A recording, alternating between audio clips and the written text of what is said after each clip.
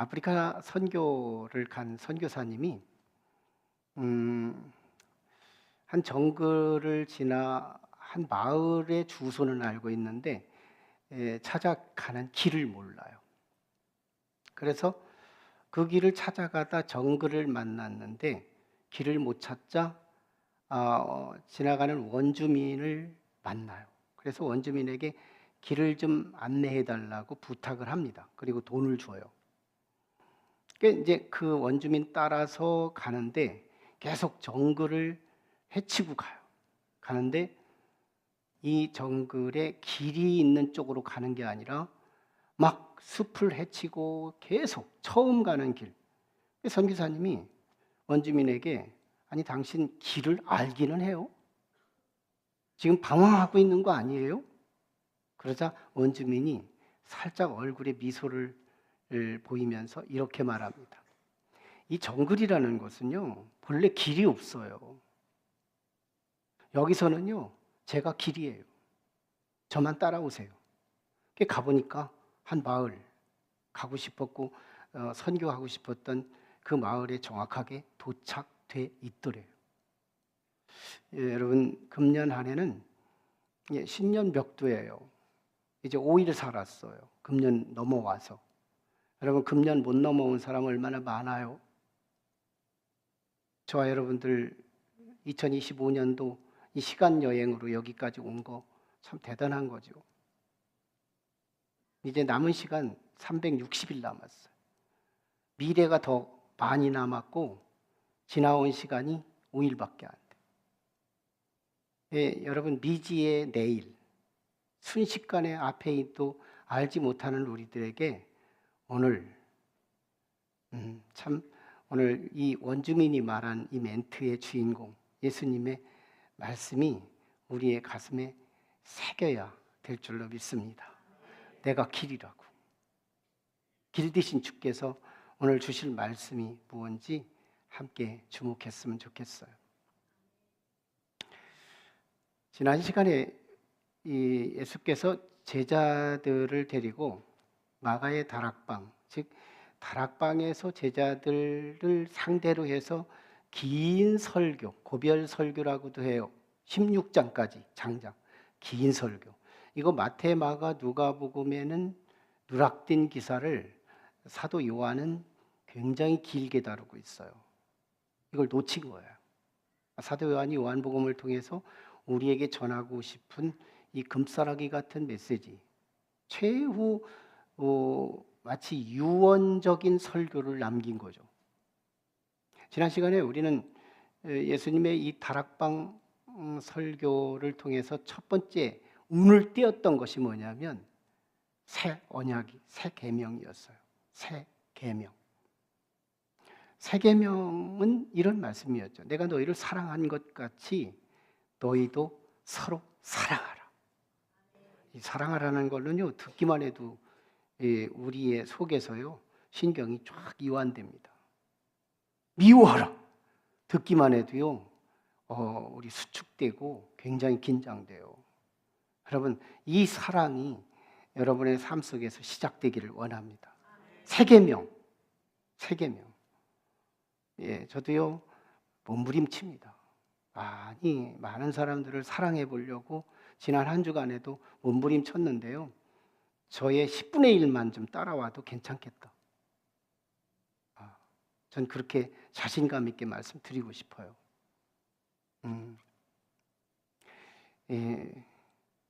내가 너희를 사랑한 것 같이 너희도 서로 사랑하라. 이게 부부라면 천국 부부고, 이게 가정이라면 천국 가정이고, 이게 소그룹이라면 천국 소그룹이고, 이게 교회라면 천국 교회고, 그죠? 여기서부터 시작된 거예요. 중요한 건요, 여기서 천국을 그 끼를 경험하지 못한다면 천국에 갈 사람 없는 거예요.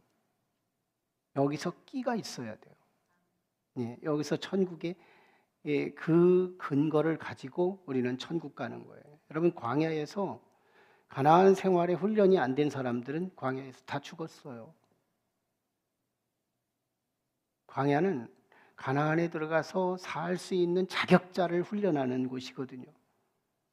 교회는 광야와 같아요. 훈련해요. 천국을 훈련하는 곳이거든요. 네. 자, 그런데요.